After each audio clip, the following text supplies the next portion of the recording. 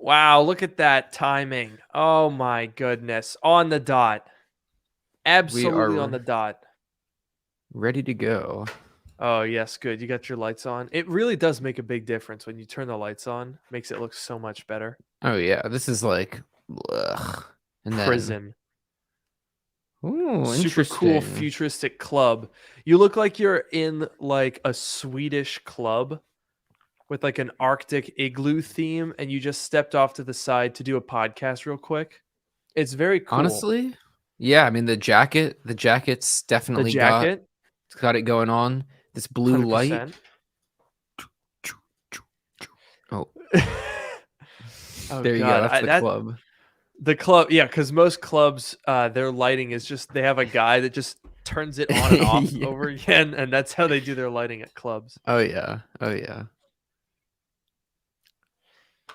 Speaking of clubs, actually, I want to show everyone. I showed this to you, but I want to show the people here the really cool lighting setup at the concert I went to last night.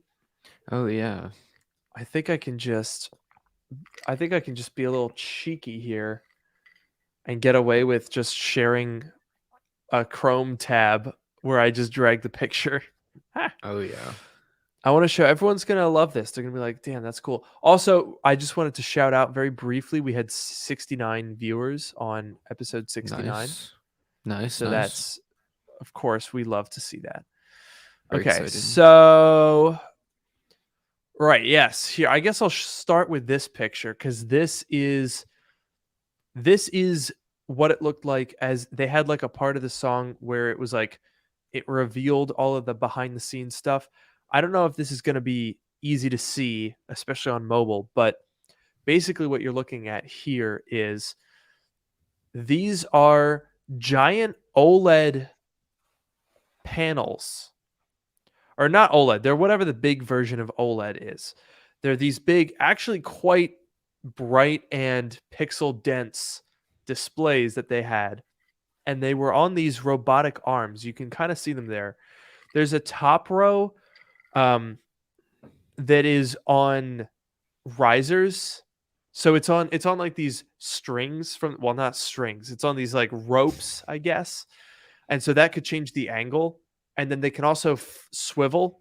So you can see if you look in the top of the screen there, the second one is a screen, but the one on the far left, oh wow, two down already. Jesus. Yeah. The one on the far left is flipped around and then it's spotlights. So they could kind of reconfigure the stage all the time. And then you can see below it, there are 8 robotic arms, like the type of robotic arm that you see, like those fancy camera rigs.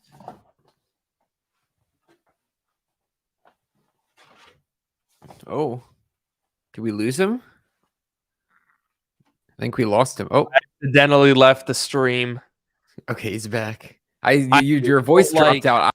I was facing the other direction, and your voice dropped out, and I turned around, and dude, I was alone. I swear to Scared God, me. StreamYard is really stupid with Mac OS because, if you hit, like, how you can swipe and it goes back a page?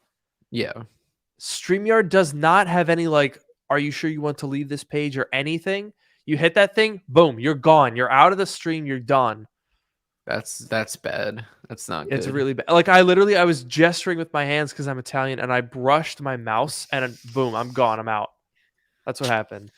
God, that's It's the stupid. anti-gesture software. Yeah, literally. Can't believe that. Anyway, as I was saying, we got the screens, cool screens. There were 8 of them on these robotic arms. And they did all these things, like they had them arranged in like a fractal formation with accompanying visuals, of course. But the really cool one, like you saw, it looked like that. By the way, the artist is Stromae, a Belgian. It's a very interesting sound. I recommend it. But this is what it looked like when it's all working. So here you can see all the screens are lined up, and the ones on top are lined up too.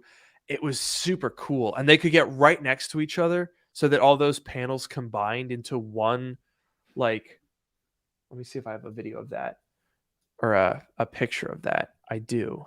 Fantastic. They could combine it into this like movie screen and like look at that. It's flawless. You can't see the seams at all. Like I didn't know like when we came in it was arranged like that. I did not know that the screens could detach and go off on their own because it literally looks like one gigantic video wall. It was really cool. That is really cool, but I can't help but feel that they took our 100 iPhones screen idea and You're kind of stole right. it. Oh I don't my know. gosh. I am going to be getting. Is anyone here a lawyer? Didn't we Because establish that I'm a lawyer? No, I'm not a lawyer, but I represent myself. I think we established yes, that. I think we So- did. And to be quite honest, I think you're right. I think we have been well and truly copyright infringed because if I go ahead and share a certain screen, maybe you'll notice some similarities here. In fact, some might even say that we did it better I mean, that's because we had 100 basically iPhones. it's basically identical. I mean, look at that. Oh, Look at yeah. that compared to the picture. Basically the same thing. If any, I mean, just as polished Mm-hmm. easily. This is, I mean, my goodness. That is Wow. pretty much, that's perfect. That's exactly the same. And we did ours over a year ago. Yeah, that's we really we had that head start. I'm telling you, they saw that video over in Mhm. Belgium or wherever it was, and Yeah, Belgium. and they took it. You know, I don't know how the Belgian copyright law works there, but maybe we could go after them. Oh, apparently we are streaming at the same time as the Streamy Awards. Hmm. I Interesting. don't it do you know how do you get nominated for those? I have no clue. You know what? This one might be on me. I think I got an email from them inviting me to submit. I thought that there's like a little bit of there's some I don't know if it's this award, but there is some like there is some award for like YouTubers where you have to pay to enter it, which seems like a little suspect if you ask me. Yeah. Also, I'm looking at the nominees for these like awards and some of them I'm like, are we sure that this is like allowed? Cuz look at this, right? So, obviously, you've got your creator of the year with the usual crew of people that I recognize and some that I have no idea who they are. But the thing that confuses me is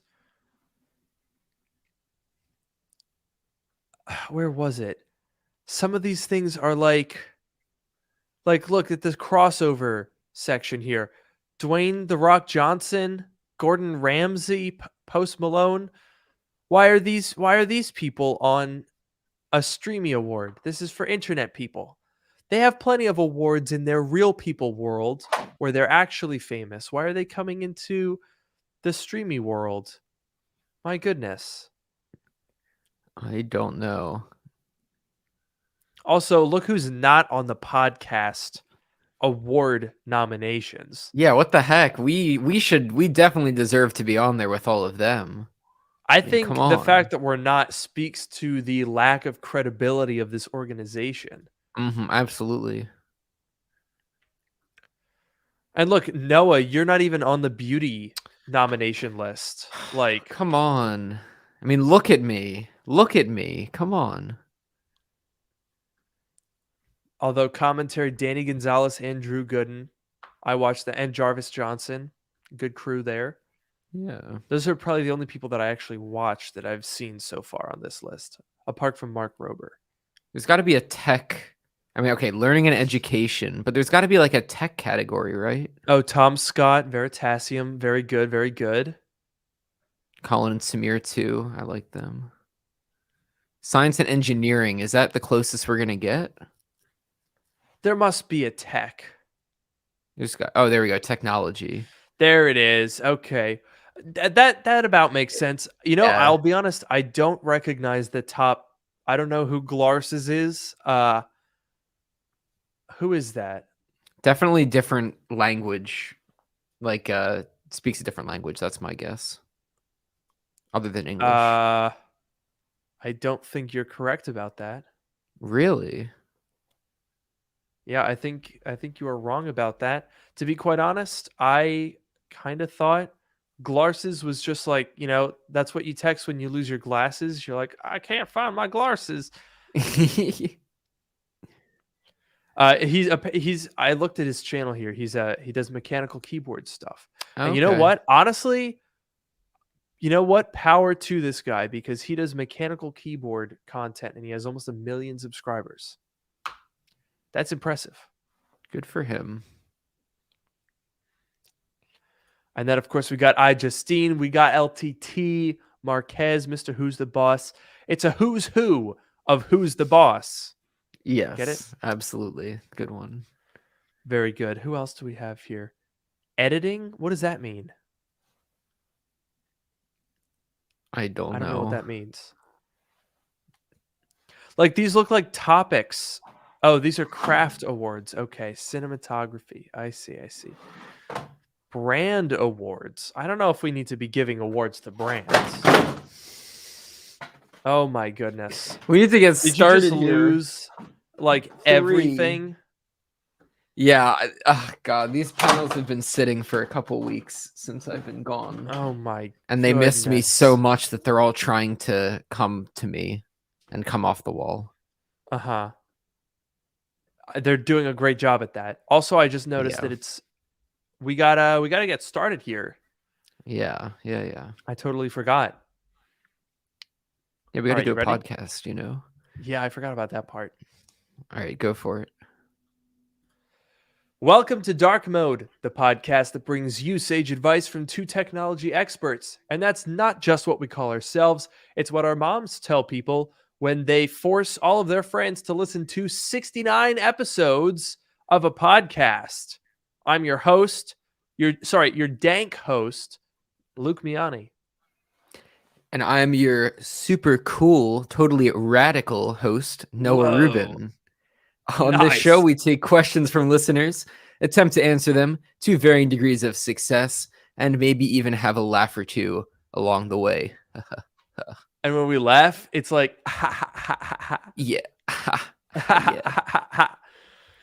Yeah, but anyway, like, so I wanted to talk to you, Noah, because like technology is super cool, right? Dude, it's like crazy. Like I don't even understand it, bro. It's like what even is this?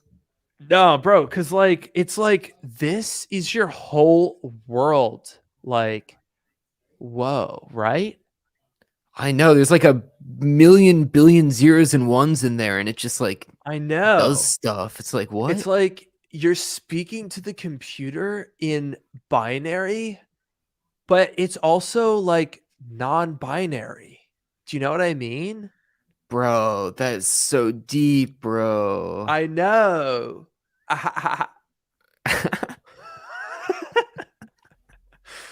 That was pretty deep. Speaking of deep, pretty deep, welcome to episode 69.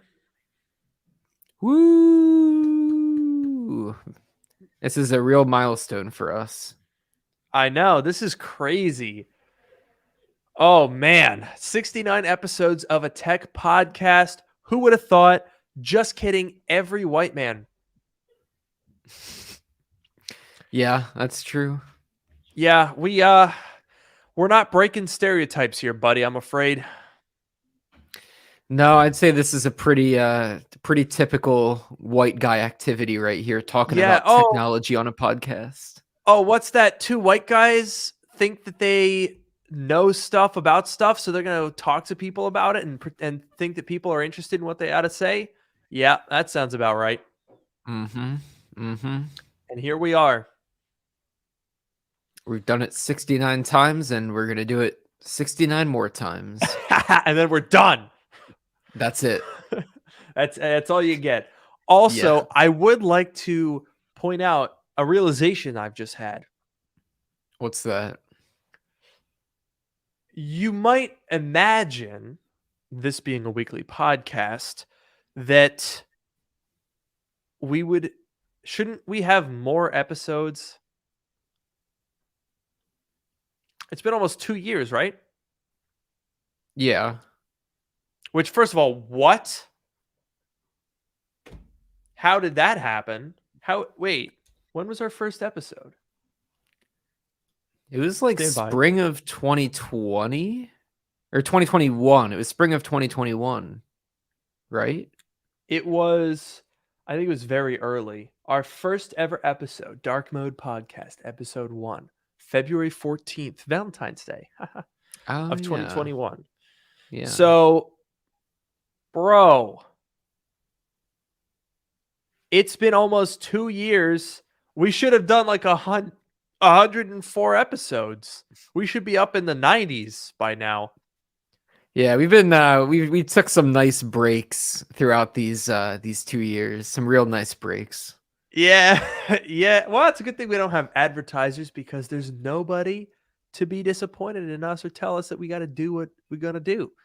I've said it before and I'll say it again, Noah. We lose money hand over fist doing this. That's right. Every time I turn on this camera, it's like $100 comes out of my bank account. It's gone. It's just absolutely melting through money. But you know what? So are probably 99% of all other white guys do a podcast. So let's go. We're not breaking the stereotype.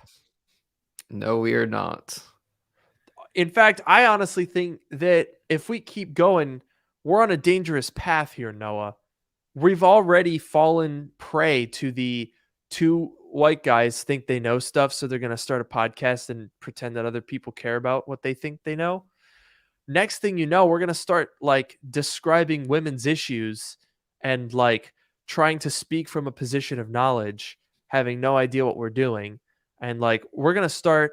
I mean, we honestly have to be very careful here, Noah, because that would be a disaster. We can't fall into that rabbit hole.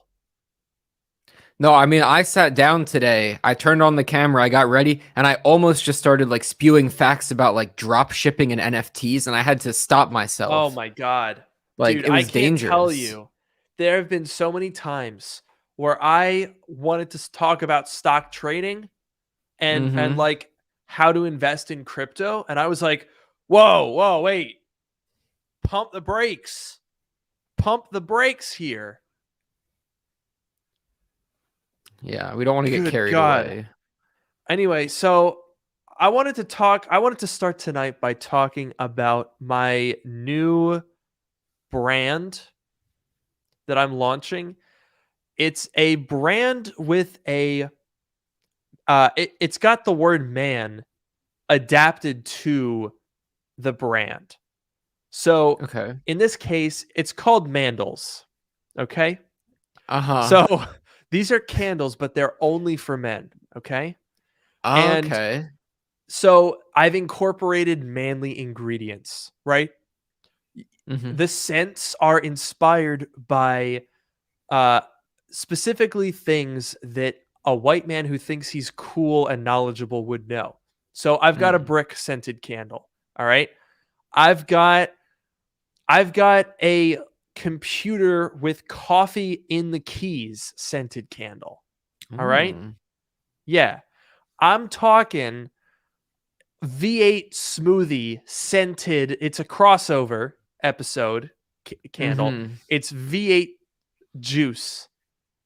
I've got creatine powder candle. And that one's also edible. Oh. Is it actually? It's actually just creatine powder in the shape of a candle. Yeah, it's just creatine powder with a string down the center of it. I don't know how well that burns or if that's safe and or toxic. But that's innovation, right? Sometimes you got to just look at things and think, why has nobody pushed that boundary before? And then what you got to do is disregard all socioeconomic factors or actual reasons and do it. You know, I really like this, right? Because you think about candles, right? Yeah. Think about candles, you think two things. You think old-timey, the people with like the robes and the big slippers and the nighttime hat, and they have the candle with the little tray, right? It's old-timey and they're tripping over their long robes. Yeah, exactly. You think, and then they trip over, and the candle falls, and it catches on fire, and their wooden house burns down, and they walk out of their bedroom holding their candle, and they see a suit of armor and think that it's a guy, and they get so scared that their floppy pom-pom hat stands up on end, and their eyes bug out of their heads, and they run back into the room and hide under the covers. That's not very manly, okay? So what I'm doing is bringing masculinity back, because as we all know, it is not overly done in this day and age, masculinity, right? Very clearly. The problem is the lack of it, not the presence. And also another thing, hustle. Is that a flavor or a scent? No, it's a feature. Candles painstakingly slow. What are they do? They're taking their time. My candles burn from new to bottom, wick to wick in 10 seconds flat. That's the kind of hustle that you need to bring in your life. And I'll let you in on a little secret. Not the whole secret, because you got to buy my $100 business course to do that. But I'll give you a little bit of my my secret here, and that is that if the candles burn out in 10 seconds, then you have to buy more candles.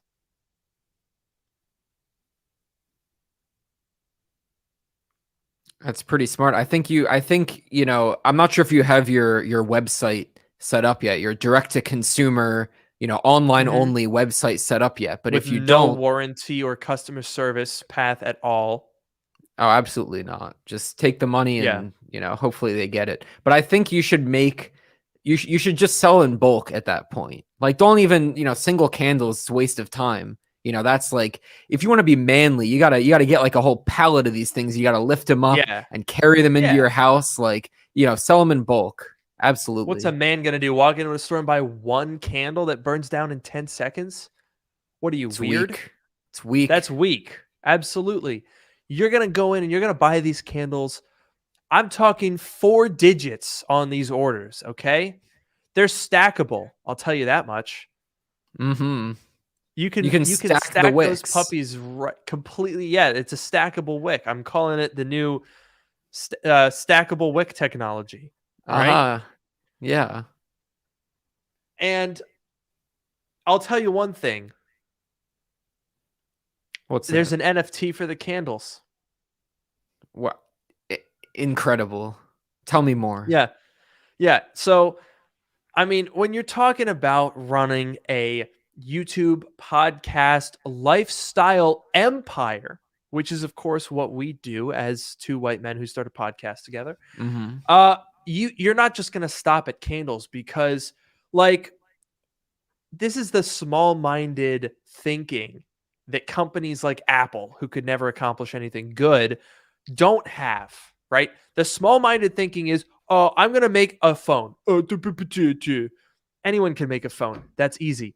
But nobody has the guts to make stackable 10-second candles with an accompanying NFT and a $100 per month business course to teach you how you can also be a business starting entrepreneur, self-employed NFT. All right. It's amazing. I just want to say before I say my next thing, just how comfortable we both are with our masculinity. This is not performative. Absolutely. This is No. not, whatever. We just exude masculinity here, right? Absolutely. There are no skeletons in our closets. There are no financial crimes supporting these businesses. There are no overcompensations occurring in the slightest. And even if you looked, I mean, you shouldn't look. Don't waste your time. You don't need to. Don't look. But even if you did, you wouldn't find anything. But don't look. There is don't bother. no need to look. You guys trust us, right? Would I sell you an NFT if you didn't trust me? Would I exploit you for personal wealth? For what? Money? Why would I do that? To enrich myself off the backs of my followers? What's the motivation? Fabulous wealth? Ridiculous. I am motivated by one thing and one thing alone, and that is the hustle. I work 25 hours a day, 8 days a week. Okay? And you know what? I'm worth $1 trillion, and I gave it away. I gave it to charity. So I'm not worth that anymore. But I am worth it in spirit, but in I am worth $1 trillion in compassion bucks because I gave it away to charity. Because I don't need the money. All right? I'm not in it for the money, even though I'm selling you a $100 course and the candles are $30 each, by the way. But it's not about the money, okay? It's about the hustle and you guys and stuff. That's incredible. That's just like, how could you not trust this man? He donated $1 trillion to charity. It's true. Don't look it up. So genuine. He's so, I mean, don't look it up, but it's true. Don't look it up. Don't waste your time. But it's true. Just absolutely incredible. Sign me up. Absolutely. And you know what? Luke Muscani, that's accurate, I would say. I mean, I think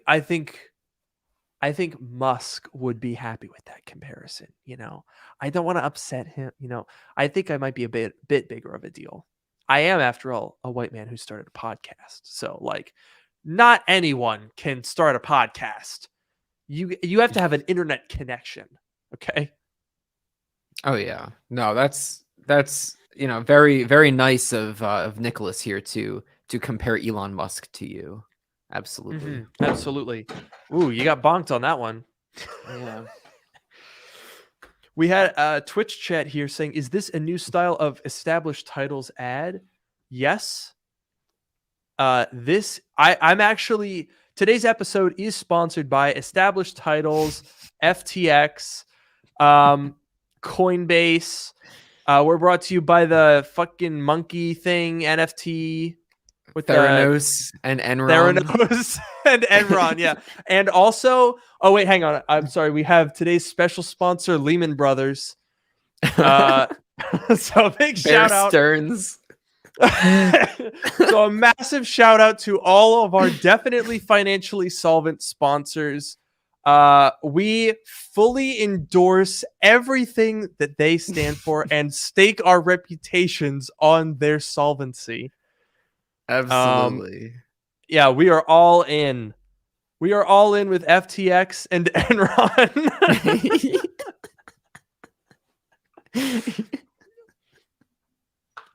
And what's this? It looks like Twitter wants to sponsor.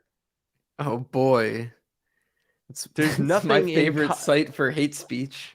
That was a good opening to the show.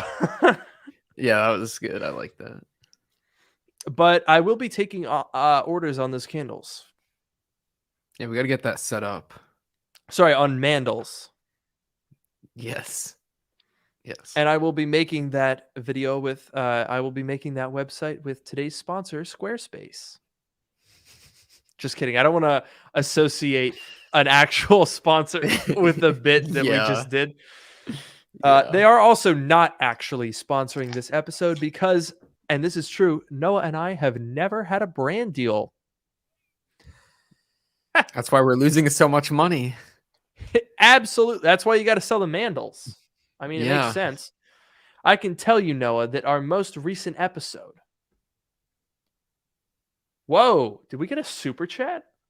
We must have gotten a super chat because we actually made $80. Really? Yeah.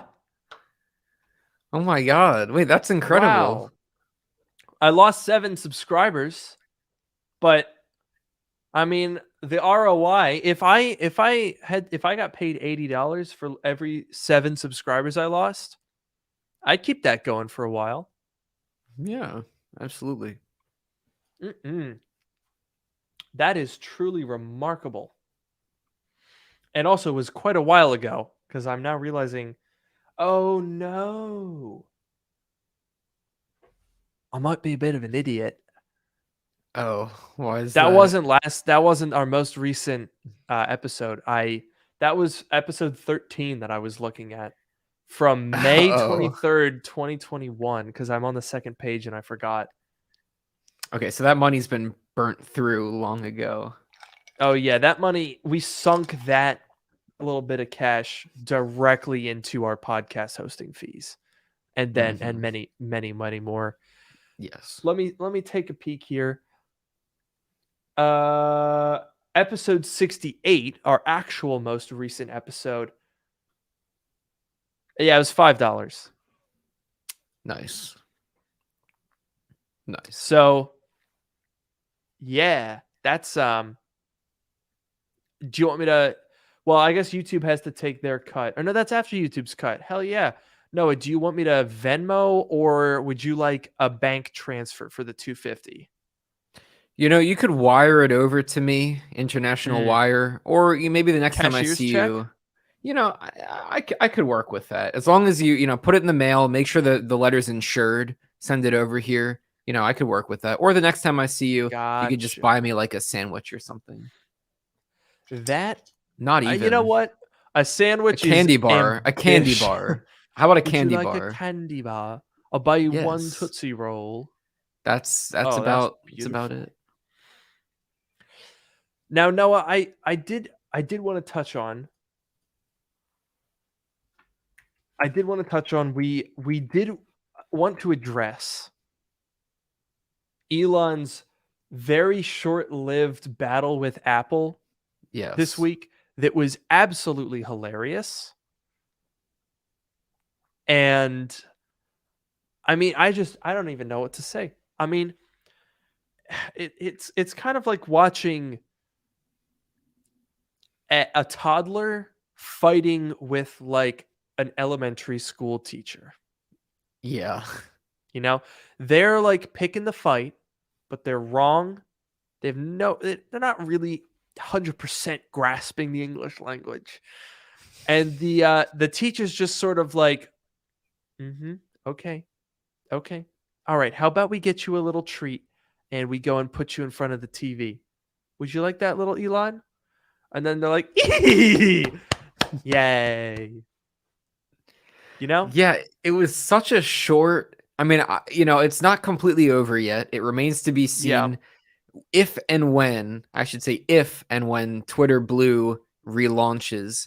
Will it be on iOS again? Will Twitter be removed from the App Store? I guess probably not, but it could happen. So we'll say that this isn't completely settled. But from what did happen, it was such a short thing. It seemed like Elon Musk, he has these things where like every couple of days, I think it's that someone in his inner circle will say something to him, or he'll like read something online and he'll become obsessed with it. Like he was talking about like I read some tweet thing. He was talking about like psyops the other day, and he posted like 3 tweets about it in like a day, and then never talked about it again, never talked about it before. He must have just read something about it, and these kinds of things. So it was the Apple thing. He must have read something about it, or someone in the marketing team or sales team told him like, hey, we're gonna lose 30% of our Twitter Blue Apple, and that was his topic of the week to go on about. It's so funny. He just kind of like rotates between finding something to be outraged by. And honestly, I don't if I may psychoanalyze for a brief moment, I have a theory that billionaires are unbelievably lonely. That's what I think.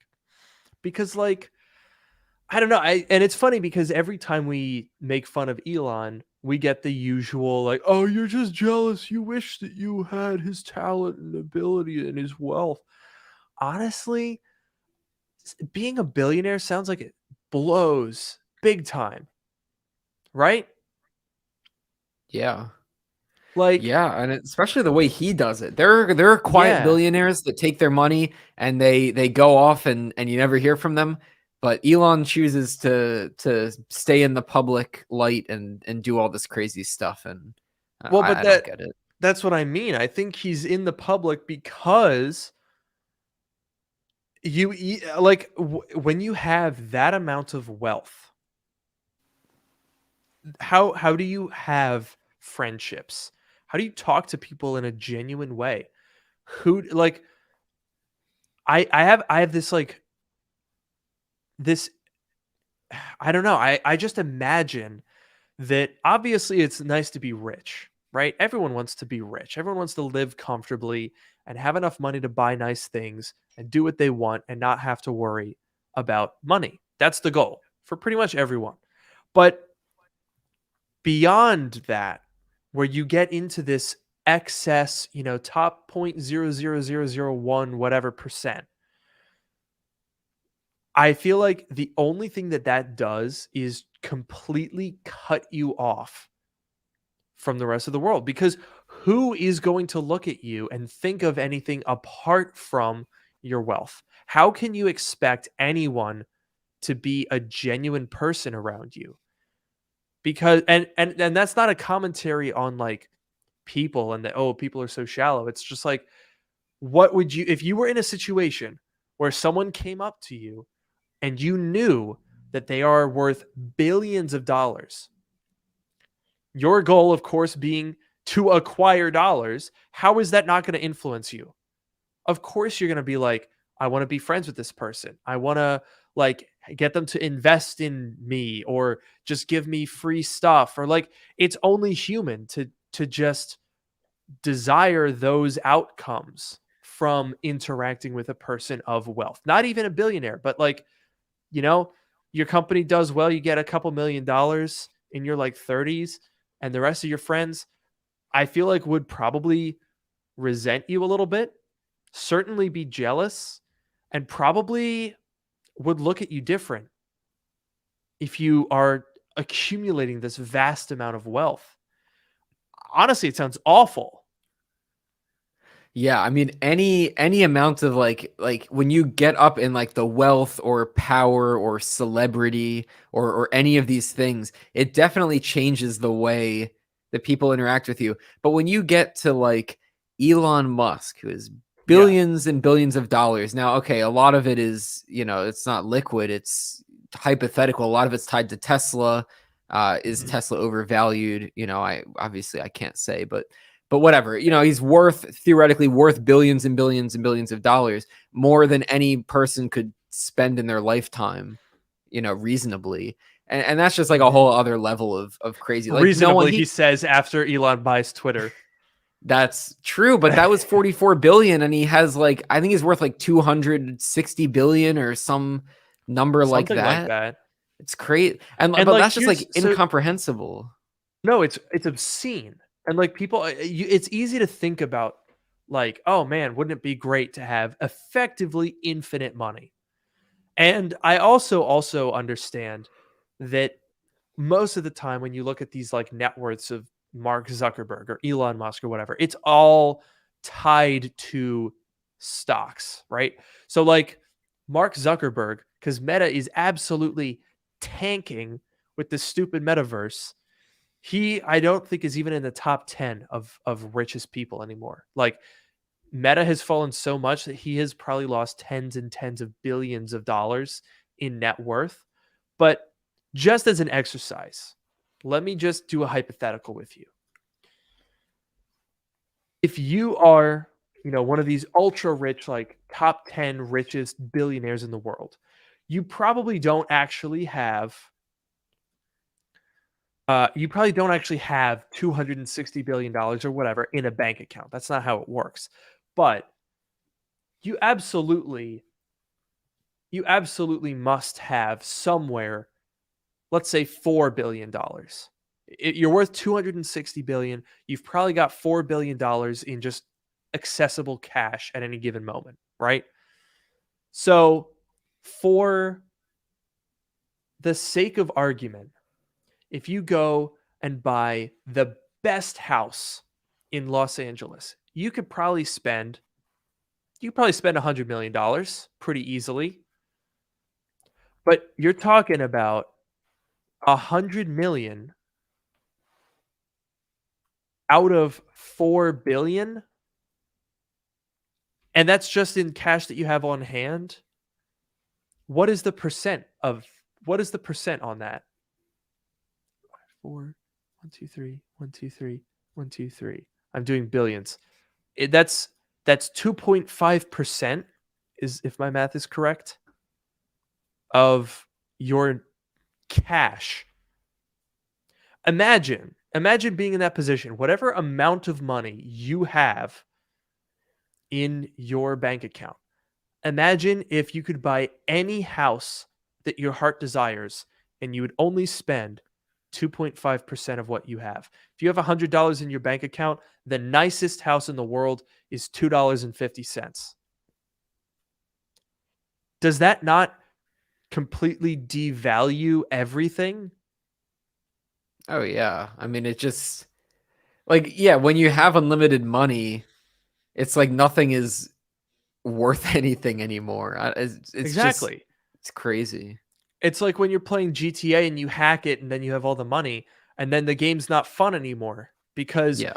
no longer are you like, oh, I'm going to work and pay off and I'm going to get this thing that I want. You're just like, oh, I just get everything whenever I want it.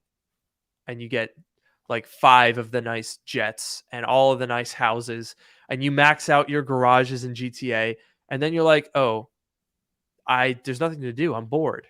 That must be the life of a billionaire. Yeah, and that's what leads Elon to, shit post on Twitter and Yep. get Buy himself it. into buying it, and then Yep. buy it, and then do all the crazy stuff he's been doing for the past month. Yeah, that is also someone else just pointed out that in the situation I mentioned before about buying the house is it's not even money spent because the house is probably going to retain or even appreciate in value. Yeah, it's a house. That is yeah, I don't know. I think about that a lot because I think most people, if they were given billions of dollars or even given, the position that one of these companies is, like you have a good idea, the company happens and you make billions of dollars. I just don't think that would be enjoyable.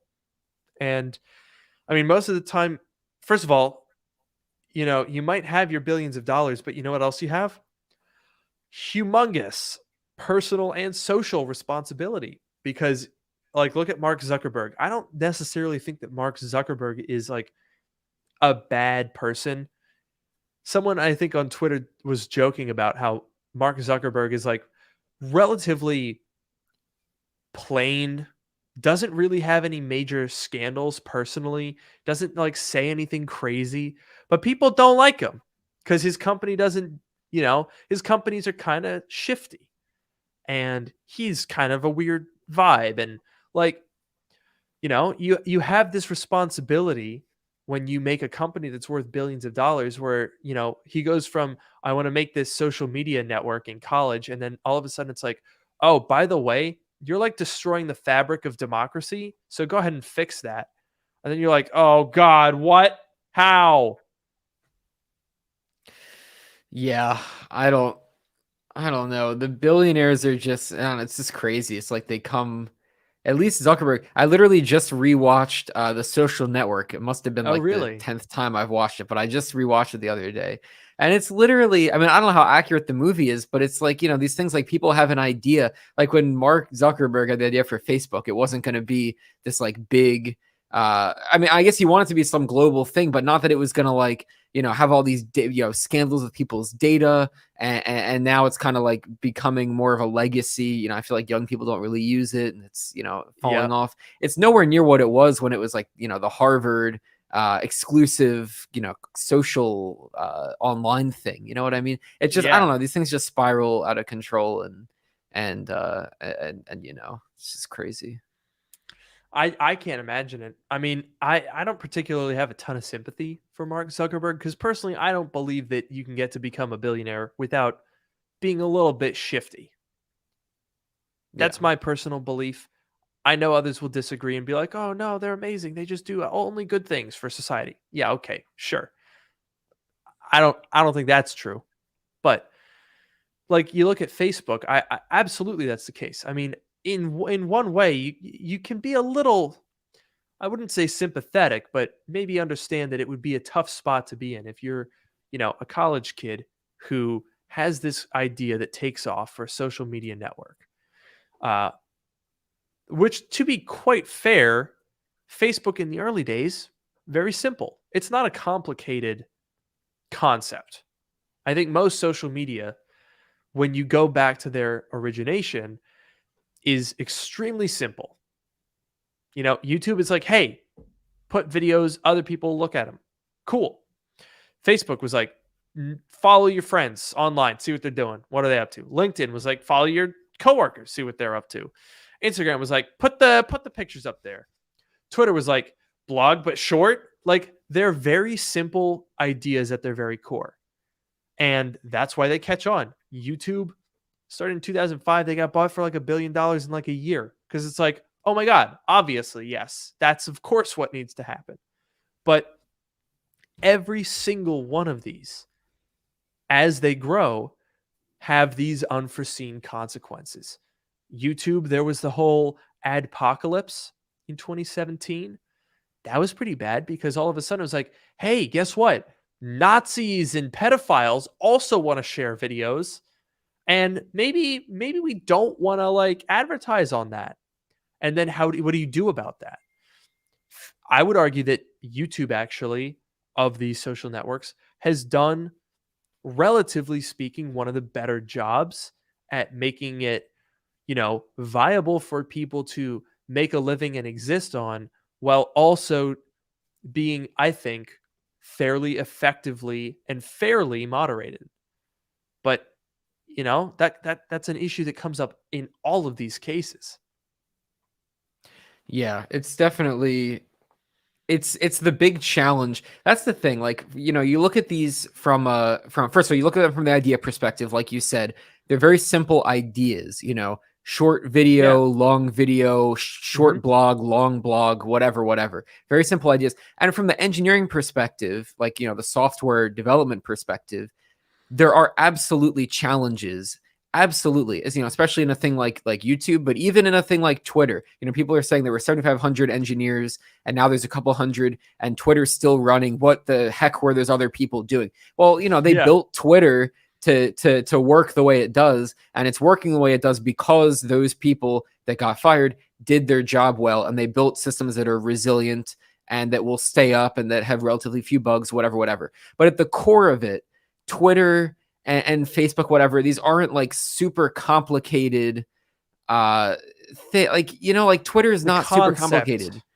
The concept and the code, like, there's challenges in making these websites work for millions of Hmm. people concurrently and doing all of these things, but they're not, the real challenge and the real product of these social networks is the community and the moderation. That's the Hmm. real challenge, is the moderation. You can't automate the moderation. It'll never work. I mean, I don't know, at least not what we have today, to automate the moderation and to really understand what content deserves to stay up and what content is violating a guideline. YouTube's had this problem. Everyone's had this problem. The Yeah. moderation is the real tricky part, and the community and the active users are the real, product. That's what they sell to advertisers to get ad money. That's really where it is. It's the communities and the moderation. Those are the real challenges. Yeah, and I mean, I think that's just the type of thing that, I mean, honestly, you look at a lot of these social media companies and you look at who started them. It's let's say the type of person who might make a podcast. That's right. I'm talking about some straight white guys. I'm bringing it back around, Noah. Honestly, and I know people are going to say that I'm stupid or whatever for thinking that, but like, very realistically, when you look at your Mark Zuckerberg, your Elon Musk, your Jack Dorsey, like, all these are white guys that honestly, the first thought in their mind is not going to be, oh, hang on a second, what hate groups might use this? What moderation might go too far or not far enough? I think it's actually quite valid that when you're talking about these multi-billion-dollar companies that are born from a single person, and that single person is a upper class, well-to-do white guy, they are not going to be as aware of the consequences. That's just a fact. Yeah, and I think that happens a lot with Elon. And people are saying Elon's African American. He's from South Africa. Oh, come on. He's a white joke. guy. He benefited from apartheid. Whatever. Yeah. We can go on and on about that. But I think that the interesting thing is with Twitter and Elon, because Elon Musk has more control over Twitter right now than I feel like most CEOs have over their companies. Like Tim Cook Certainly and Sundar Pichai and all of them are not going to meddle in the day-to-day of what everyone's doing and do code reviews with them and go on the internet and talk whatever. Elon Musk is a very different CEO, and he has so much control. I mean, when you're seeing the hate speech skyrocket, there's some report published recently that the hate speech went way up after Elon joined. He has all this control. It seems like there aren't enough people telling him, enough, I guess minority groups or minority representation that it's telling him that there's this hate that's going on that needs to be dealt with. And like you said, he himself isn't going to necessarily be as aware as some other people would be. And so you're seeing the hate speech, increase on Twitter. Yeah, because I mean, look, Elon, it all is about perspective. I know a lot of people tend to politicize this type of thing, and tend to make it like, oh, what a liberal perspective. You want diversity, and you should hire the most qualified person. Blah blah blah. Sometimes the most qualified person is someone who has a diverse perspective. That is undeniable. Even in the case where someone has the same technical proficiency or skill set, having a diverse perspective absolutely makes companies more effective because of that very reason. Look, is Elon going to understand what it's like to be a person who suffers from internet harassment? No. He's the richest guy in the world, and he's a white guy. He's not going to possess the skills, even if he wanted to understand the people on the receiving end of that hate speech. It is physically impossible for him to understand that. But what would allow Twitter to act accordingly is if it had people in positions of power and knowledge that did understand the ramifications. That's why companies seek to increase diversity. I mean, you look at, let me try to find this one Crest ad. I think they basically ran an ad at one point that was like, white is right. Oh, I kind of remember that, I think. They're talking about tooth whitening, like whitening toothpaste or something, but it's like, bro, put someone with a different perspective on your committee, and maybe they would realize that's not a good sound. That doesn't work quite right here. Yeah. You know? That it's and here comes the usual, right? Of course you got to have Chuck here. I'm not going to Chuck saying white people get harassed on the internet too. Oh, poor Chuck. Oh my goodness. Oh, unbelievable. Look, there's God, we don't have time. This is a podcast. I don't have time to explain social hierarchies and power dynamics and cycles of oppression. But if you're, Chuck from Ohio and someone's like, hey, Chuck, that was mean, and you think that you're being oppressed versus hate speech, I don't know what to tell you. All I'm saying is that I don't know. I don't even know, man. All these white dudes making their companies without really realizing the extent of what those companies are capable of doing. It's not an enviable position. No, it is not. And we're talking a lot of politics. We're having a pretty deep discussion here. Yeah. I want to bring it a little bit closer to tech just because, we started by talking about, the Apple, the Tim Cook, the Elon Musk feud. We didn't get into it too much. We're already down 5. We're down to 1. We're down to 1. Hold on. You can do it. You can do it. And we've got one. He can hold on for just a couple more minutes. We've got some spam in chat now. That's great. And it's, you know what? This spam, the username starts with 69. It's very appropriate for our 69th episode. Incredible. I can't believe do I not know what's VIRT? I'm assuming virtual. Like virtual. Yeah, probably virtual. I'm not up to date on porn scams, I guess. I thought it meant vertical, and I was like, are they standing up? Like, that's like legitimately what I thought at first. Really? Yeah, I thought it was short for vertical. And, oh my God. I mean, that's not how you spell vertical, but I don't know. That's what my brain went to first. And I was like, my goodness, they get him a chair at least. Jesus. I know. Well, anyway, it seems like that spammer has stopped. But yeah, so we've talked about, the Apple, the Tim Cook thing. Basically, Elon Musk went on a little bit of a tirade about Apple's 30% cut. And there was the other thing about that maybe Twitter was going to get removed from the App Store. It sounds like that's not going to happen. I know that Elon went to Apple Park and I guess met with Tim Cook, and he went on a little ride and it calmed him down. He went on a little roller coaster and he was like, they had a nice play date and whatever. But I don't know. I think the 30% thing is interesting because it's come up multiple times in the past. It came up with, the Epic Games and the Fortnite thing. I think that was the most recent time, but that was already like a couple years ago, I feel like.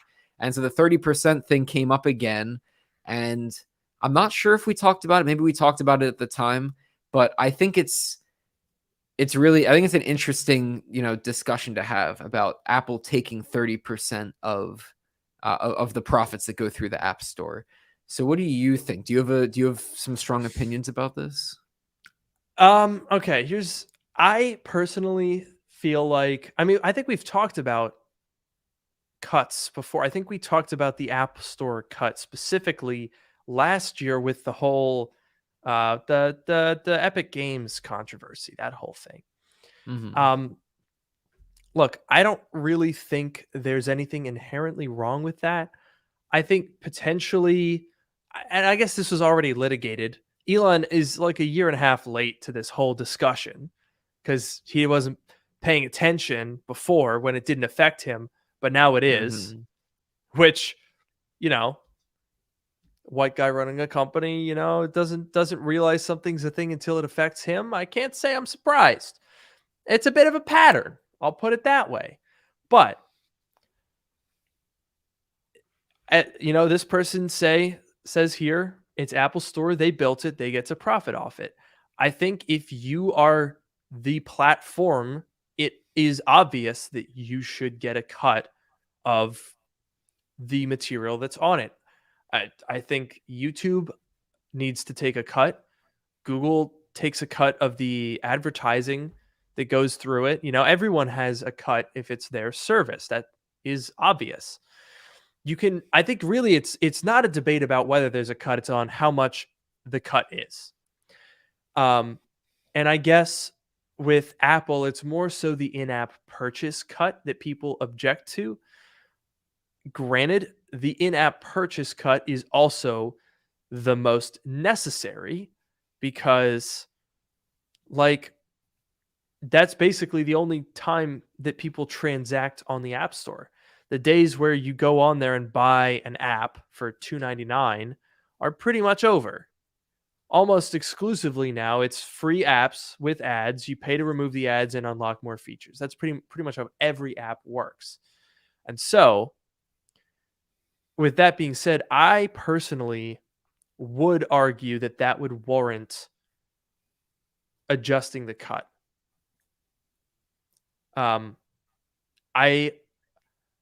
I believe the 70-30 split has been around since the inception of the App Store. I think Steve Jobs even announced it on stage, if I'm not mistaken. I think that's true. And I think, don't they have now, it's like a $15.85 for the first $1 million that you make, and then it goes up to 70-30 or something like that? Yeah, because I think, after the Epic Games thing, they decreased it for the majority of developers, or for smaller developers, something like that. And I think that honestly goes a long way. I mean, when you're talking about in-app purchases versus buying the app, I would argue that there is less work being facilitated by Apple. Certainly when you look at the scope of how much revenue is being generated. If you sell an app for $5, they get their 30%, and you have now sold the app. It's basically just however many people buy the app is where Apple gets their cut. But with in-app purchases, oftentimes it's a subscription thing where it's you're subscribing to this service, but you're doing it through the app, therefore Apple gets their money. A little iffy. I guess there's ways around that, though. People are like, hey, just don't subscribe here. Go on to they make it more expensive to subscribe in the app versus going on the website. I think there are ways around it. I think maybe the cut's a little high, but I also think that about YouTube, but I'm not going to do anything about it. I don't think it's anything that's egregious or making it impossible to succeed on either platform. That's my take. Yeah, I think, first of all, there is absolutely value that Apple provides in terms of the devices that people actually use to use your app, and also all of the software, all of the APIs, and all of the developer tools. Apple has some pretty incredible tooling that they provide you, built-in functionality, things where with AI and ML is drag and drop stuff with these really nice, super easy code, AR stuff, whatever. All this stuff is so a lot of work is done for you. It makes it easy to build your own thing because Apple has done a lot of work and they continue to do a lot of work and, introduce new things and whatever. So they absolutely deserve some amounts of a cut. Now, like you said, we have talked about this topic before, but I guess the one thing that I find interesting here is that Elon Musk, when the Twitter Blue, the verified disaster launched that lasts for 48 hours, when that launched a month ago at this point, the main thing, it launched on iOS only, not Android. I guess Android wasn't ready, but it didn't launch on the web. And Elon specifically said the idea was that people would be payment verified, which is, bullshit term. But basically the idea was that you would have to have one device, one Apple ID making the payment to be verified. And he was saying, people could make fake verified accounts, people could make verified accounts use them for scams or spam or whatever, get banned. But Twitter would keep the $8, and they'd have to use a new phone and a new Apple ID every time. And so it would slow them down and it wouldn't be scalable, whatever. At that point, there actually is even more value that Apple's giving you, because they are providing this infrastructure for verifying like one device, one Apple ID, making the payment, whatever. So it's even less of an argument that Elon can make when he's basically relying on Apple, not just for all the other stuff they do for everyone, but also for this payment verification thing. I just think it's like, that's especially, egregious. That's a very good point. Absolutely. And I mean, I think honestly, Apple probably provides more infrastructure for app developers than YouTube provides YouTubers.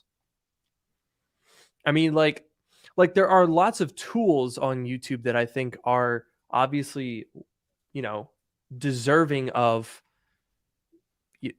their cut, right? They have, I mean, I guess they give you some little things, like they give you these like little articles on your homepage that tell you like what affects video performance, get answers on frequently asked questions about YouTube's search and discovery system, and learn video discovery tips in our latest video. Like they give you those types of things that really don't give you anything, but they give you they give you channel memberships, live streams, which we're using right now.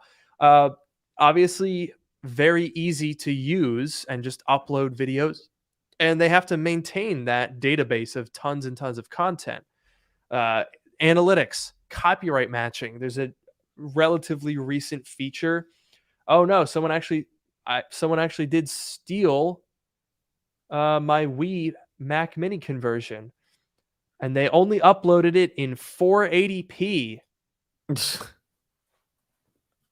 That's wow, great. what a lazy job. They got 9 views on it, and I'm going to take it down thanks to YouTube's copyright system.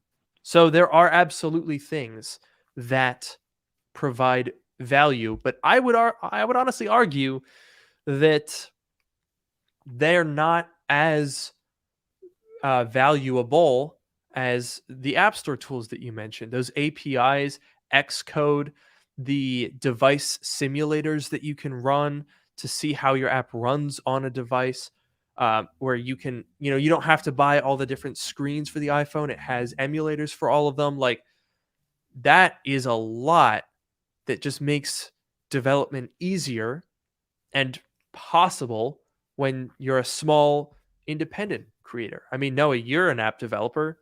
Would you say that Apple's tools significantly aided your ability to publish your app on the App Store?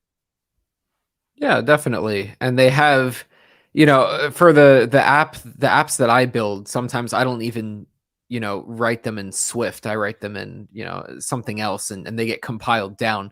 But it's even, it's the tools that Apple makes, all of the APIs in the App Store, and there's analytics there, and sales and all of that stuff, collecting money and whatever. Yeah. But then there's also the fact that like they make these devices and get them into the hands of all these different people to make your app valuable, because you could build the app for some platform, and if no one uses the platform, then there's no point in doing it. And it's, like Apple puts all this effort into, the advertising and making good products and whatever to get people to actually buy them, to give you a base of users that could potentially install your app. So they absolutely do, a lot of work in that regard. That's very true. And I mean, obviously it's not perfect, right? Like you've told me many times about the times that they object to parts of your code. Yeah, the Apple review, and this is, another thing. I know that YouTube, I've seen a lot of stories about YouTube taking down videos that shouldn't have been taken down. And, in my case, it was Apple rejects my app for some reason that they weren't supposed to. And then I have to send them a message, and then they're like, well, they don't ever apologize, of course, but they approve it because I didn't do anything wrong. And, these things happen. Yeah. But at the end of the day, my app that I work on is up on the App Store, and it's been downloaded, I think like 20,000 times on the App Store, or 21,000 times or something like that. And, I wouldn't have reached most of those people on my own necessarily. Yeah, I mean that's the other thing that these platforms provide is just they are where people are. Like, imagine if Noah made his app exactly the same, but with no app store, has to just like make a website which tells people to download some file onto their phone, and then they launch the file and it puts the app on their phone. Like, I don't particularly buy into Apple's whole like walled garden approach in all cases, but at the very least, when you download an app from the App Store, you have at least some degree of assurance of like, okay, this isn't going to just like fully malware my phone. You at least are actually able to search and aggregate apps by kind, rating, and system, because that's where people go for their apps. If Noah wanted to do this on Android, side loading it, like, there's no way you would get 20,000 people to side load your app onto their Android phone. No way. Yeah, no, the App Store definitely, it gives you all those things you said, and it gives you, the idea that there's some level of security, and it also gives you a route to go if, let's say, you download the app and it turns out that there is actually something wrong with it, like it's, logging too much data that they're not telling you about, or you go to make a purchase and it doesn't work right or whatever. Like there's recourse that you can go to Apple or Google in the case of the Play Store, and you can tell them about it, and they can take it down, and they can try and make things right. If you put money in, they can probably try and refund you versus Very dealing with these true. people directly. So there's value that they add. Same thing with YouTube. I mean, like, if I just made a website and posted videos on that website, there is no way I would be able to get 2 million people per month to go to my website. Go to lukemeanivideo.com, which sounds questionable now that I say that out loud. Don't go there. Yeah.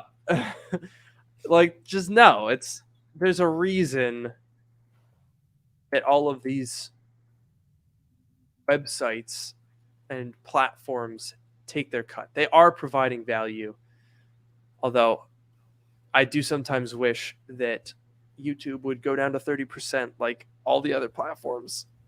Bro, do you know what that would do? Like, literally, if YouTube changed their cut from 45 to 30%, I would be able to hire an employee.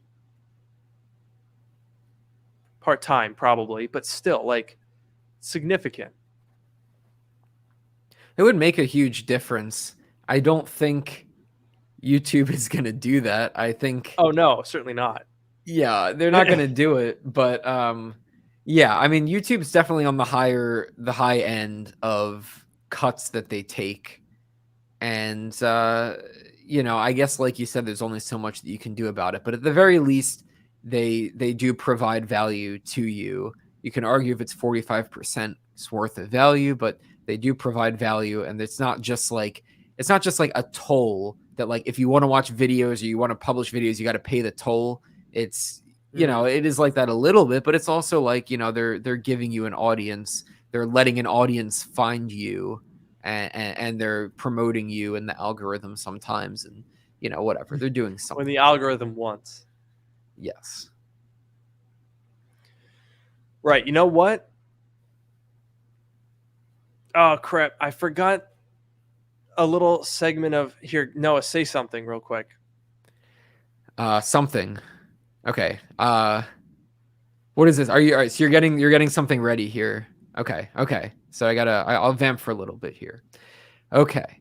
So yes, let's take a look. Let's see what people are saying here in the chat. What are people saying? Someone said that Mr. Who's the Boss won the Streamy Award for technology.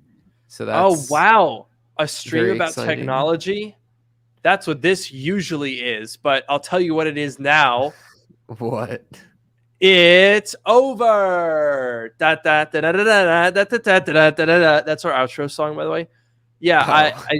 I had forgotten what I couldn't remember what we were saying. I needed a transition to ending. So thank you, Noah. I think we've done it now. And DJ Craze was here and wanted us to do the extra 4 minutes as punishment for starting 2 minutes late. We gave you an extra minute on top of that, so I hope you're happy. Yes. There you go. I think we'll be back next week, and then I think we're off for the holidays, and we'll see you back in. Wait, hang on, calendar. Let me calendar this for a brief moment here. Yes, we'll be on next week, but not the week after that. Week after that is Christmas Day, so no. Mm-hmm. Could it be January 1st? I think we will. January 1st is a Sunday. I think it's quite possible that we might have our first episode of 2023 on January 1st. That would be fun. It's a great way to ring in the new year. And a great way to ring out the old episode, which is this one. Yeah. Thank you guys so much for watching. I've been your host, Luke Miani. And I've been your host, Noah Rubin. We'll see you next week. Have a great night.